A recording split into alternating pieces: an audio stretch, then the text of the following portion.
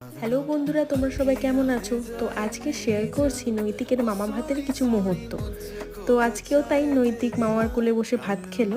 আর সকালবেলায় আমাদের মেনু ছিল ভাত, ঘি, লাল শাক আর পোস্তর বড়া। এর সাথে ছিল ঝুড়ো আলু ভাজা, ডাল, এঁচোড় চিংড়ি আর কাতলা মাছের কালিয়া। আর শেষ পাতে ছিল চাটনি, মিষ্টি আর জোয়ান। আর অন্যদিকে রাত্রেবেলার আয়োজন ছিল ভীষণই জাঁকজমক। প্রথমেই আমরা কিছু ছবি টবি তুলে নিয়ে চলে গেলাম স্টার্টারের দিকে। ফার্স্টে ছিল আম পান্না, দই বড়া, কফি, ফুচকা আর পনির পকোড়া। এইসব হজম করে আমরা চলে এলাম রাত্রের খাবারে। প্রথমেই দিয়ে গেল ফিশ ফ্রাই আর কাসুন্দি, যেটা খেতে ভীষণ ভালো ছিল।